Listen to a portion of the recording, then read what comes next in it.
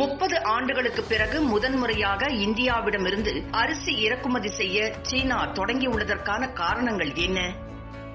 உலகின் மிகப்பெரிய அரிசி ஏற்றுமதியாளராக இந்தியா உள்ளது. குறிப்பாக பாசுமதி அரிசி அதிக அளவில் ஏற்றுமதி செய்யப்படுகிறது. 2019-20 நிதியாண்டில் மட்டும் ரூபாய் 31,000 கோடி அளவிற்கு பாசுமதி அரிசி ஏற்றுமதியாகியுள்ளதாக புள்ளி விவரங்கள் கூறியுள்ளன.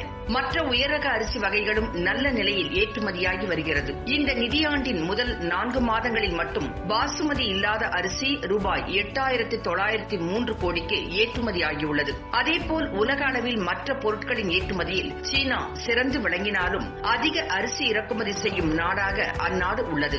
ஆண்டுதோறும் 40 லட்சம் டன் அரிசியை இறக்குமதி செய்கின்றது. ஆனால் சுமார் 30 ஆண்டுகளாக இந்திய அரிசி தரமில்லை என பொய்யான ஒரு காரணம் காட்டி பல ஆண்டு காலமாக வாங்காமல் இருந்தது. இந்நிலையில் தாய்லாந்து, வியட்நாம், மியான்மர் மற்றும் பாகிஸ்தான் ஆகிய நாடுகளிலிருந்து இறக்குமதி செய்து வந்தது. தற்போது அந்த நாடுகளில் கடும் வறட்சி 2 ஆண்டுகளாக நீடித்து வருகின்றது. விளைச்சல் குறைந்ததால் அரிசி வரத்தும் குறைந்துள்ளது.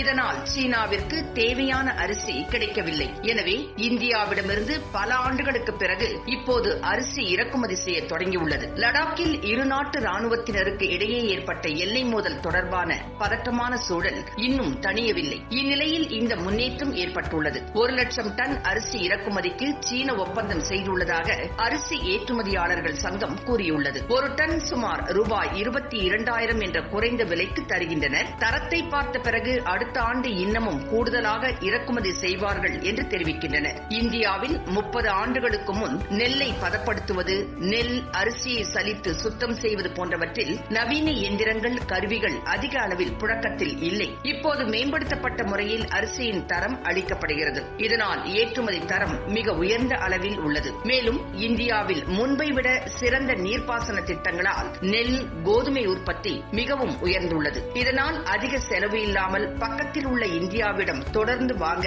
சீனர்கள் சம்மதித்துள்ளனர். மேலும் சீனா இந்தியாவிடம் கடல் வழியாகவும் சாலை போக்குவரத்து மூலமும் அரிசியை அதிக செலவு இல்லாமல் எடுத்துச் செல்லலாம். ஏனெனில் வெகு தொலைவில் உள்ள தாய்லாந்து உள்ளிட்ட நாடுகளில் கப்பல் மூலம் அதிக செலவு செய்தே கொண்டு வர வேண்டும். மேலும் எல்லை பிரச்சினைகளால் இந்தியா சீனாவிடமிருந்து இறக்குமதியை குறைத்து வரும் நிலையில் சீனா வியாபார நட்பை மீண்டும் பிடிக்க அரிசி மூலம் முன்வந்திருக்கலாம் என்றும் கூறப்படுகின்றது.